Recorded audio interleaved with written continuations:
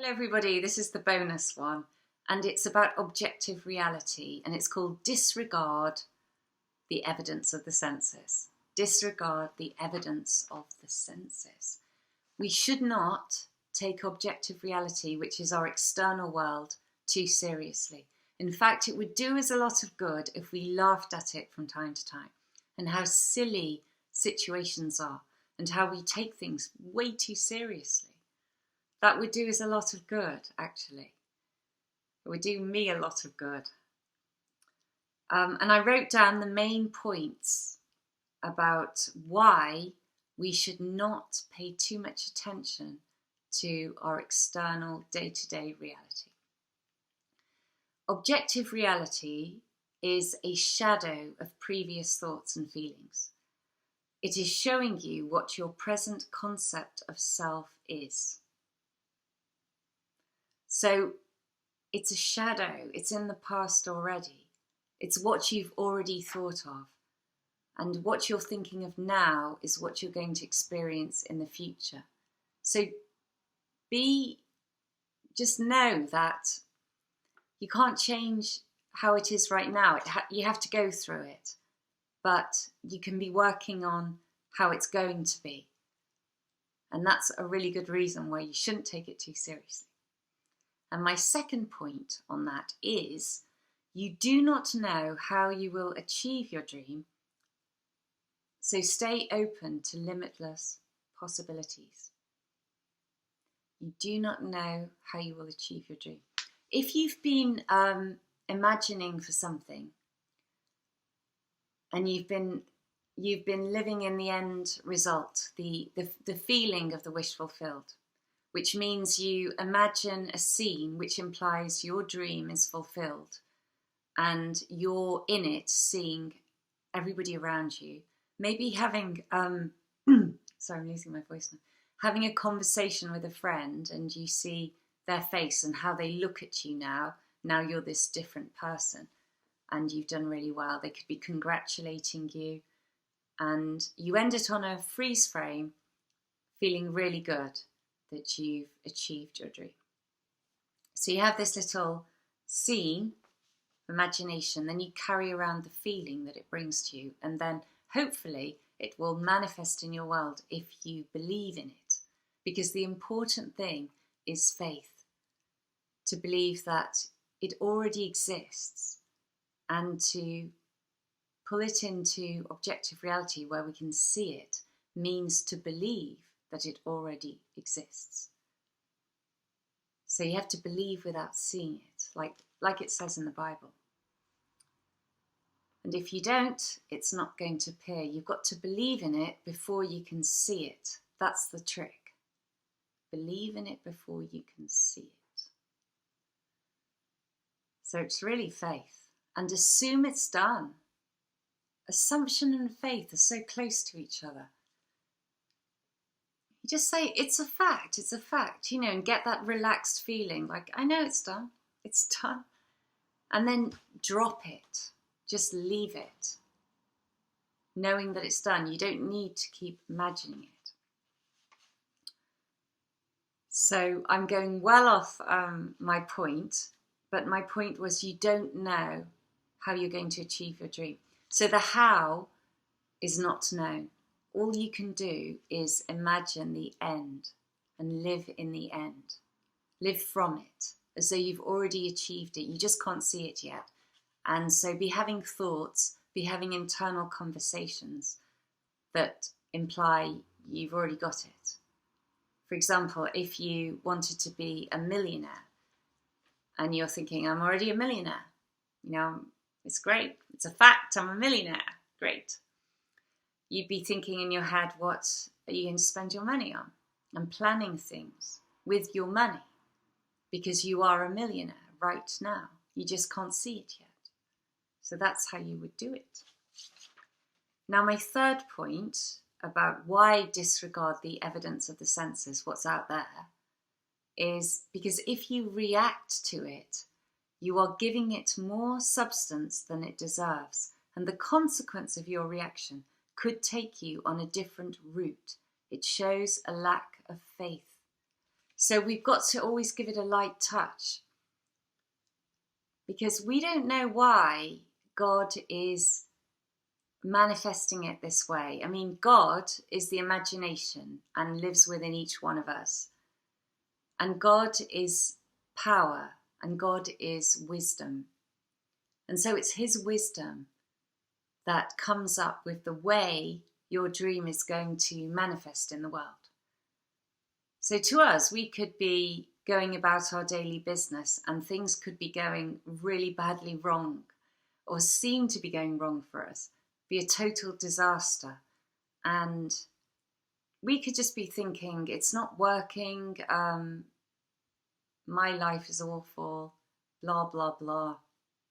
We've got to suspend any judgment on anything that happens to us, knowing that we don't know how it's going to manifest. Our job is just to believe it will manifest. It has already manifested. It exists. It has manifested in the future, and we've got to believe it's here now. We just can't see it. So we shouldn't take what we can see around us too seriously for those 3 reasons, which is 1, it's a shadow world. 2, the how is not yet known, so stay open. And 3, it could weaken your faith, and you need faith for your manifestations to take place. So I wrote down as well what to do. Remain calm and secure in the knowledge that your assumption is a fact. Being relaxed, being calm is so important to this. And treat it like a game, just a child's game. Just be like, yeah, I'm cool. I'm relaxed. It's a fact. And like you know something that nobody else knows, because it's true, you do. So trust in it and keep saying, it's a fact. It's a fact. Don't lose faith.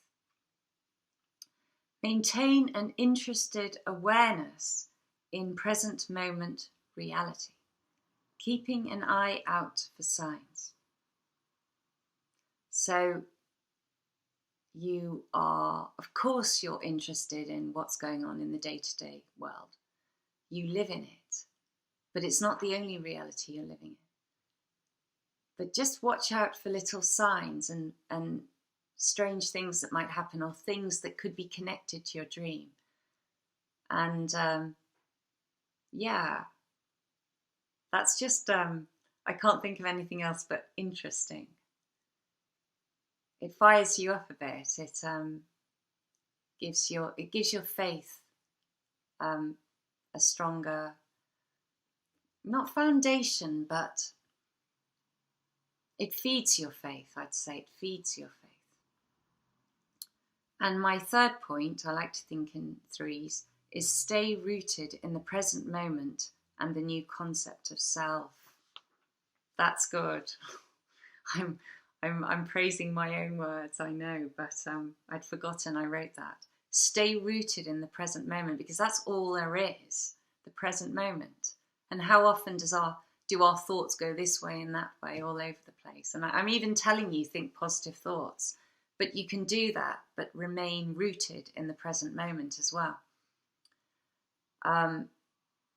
Just really enjoy what the present moment brings to you. Like seeing things through the eyes of a child, and be almost entranced by it. Relax into it. And know that you are the person you want to be. And manifest as much as possible. You don't need to be thinking about that all the time. I know I said in the last clip about maybe spending a month where you really try to keep your thoughts as positive as possible and see how much happier that makes you. So just being very clear that when you are going over something negative in your mind, replace it with something positive. The past, think of happy memories. The present, think of what you have in this life. And the future, think of all your possibilities. And just keep that good energy going and see how it changes your life. And also, just give objective reality a light touch and know that you've got this great power within you to achieve whatever you want. And it's only by imagining that it's going to come into your life. It's not going to come in through trying to make it come in. You've got to imagine. And then, of course, if opportunities present themselves, you work hard and you do it. But it should almost be effortless working, because everything is coming to you very naturally from the spiritual realm. And I've just written page 98 of my Psycho-Cybernetics book. So if I've got some more energy in my voice, I will read that to you. Don't know how long it is. Form the habit of consciously responding to the present moment. Yeah, I think this is good. So it's one paragraph. Consciously practice the habit of taking no anxious thought for tomorrow by giving all your attention to the present moment. Your creative mechanism cannot function or work tomorrow. It can only function in the present today. Make long-range plans for tomorrow, but don't try to live in tomorrow or in the past. Creative living means responding and reacting to environment spontaneously. Your creative mechanism can respond appropriately and successfully to present environment only if you have your full attention on present environment and give it information concerning what is happening now. Plan all you want to for the future. Prepare for it, but don't worry how you will react tomorrow or even 5 minutes from now. Your creative mechanism will react appropriately in the now if you pay attention to what is happening now. It will do the same tomorrow. It cannot react successfully to what may happen, but to what is happening. So that's your intuition. And if you're not fully in the present moment, if your mind's scattered, you're not going to react appropriately. So it pays to work out your plans beforehand, and then you can be free to be and respond. Respond rather than react. React says to me it's out of your control, so I'd say respond. Okay, I think that's enough. Hope you liked it, and I will do another one soon. The book is Psycho-Cybernetics. Very good. Get it. Okay, bye people. Bye.